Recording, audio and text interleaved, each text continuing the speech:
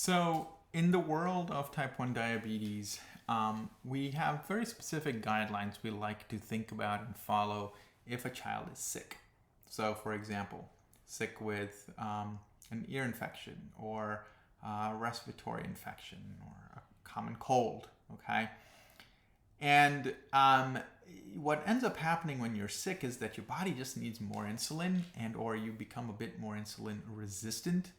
So you need more insulin to do the same amount of work or decrease your blood sugars the same amount as when you're not sick or over when you're not sick. So for example, if your correction factor is typically 40 over 130, so one unit drops you 40, now one unit may only drop you 20 or 30. Okay, so there's slightly different rules and thought processes when a child is sick. And it's also then they can develop ketones very quickly when they're sick. And so this set of guidelines essentially talks about what we call sick day management, which may require checking blood sugars more often, giving insulin more often, giving high doses of insulin more often. And we can again discuss these with you a little further in person. The big thing to know is that if you can very quickly become ketotic, develop ketones when you're sick.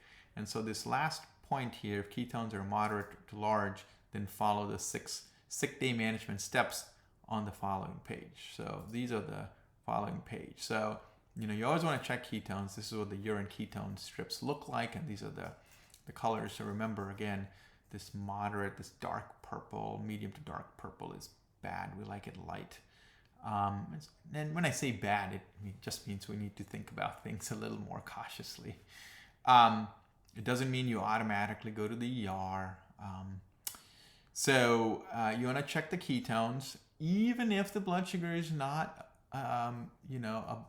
is below 300. So because you can form ketones very quickly. And then, you want to give insulin if there are ketones or blood sugars are high.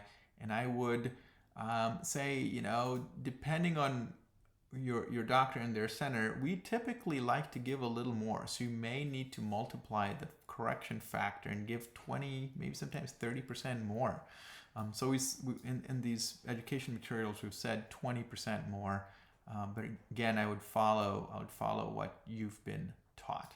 And then it's important to continue to sip water and stay hydrated. Hydration is critical. Your body cannot absorb the insulin you give if you're not hydrated well. Okay. And then, obviously call your doctor if they're concerned, if you have concerns, or if your child is ever vomiting, has altered mental status, severe headache, confused, breathing really fast, you should just go to the ER or call 911. But if there are questions, certainly feel free to reach out.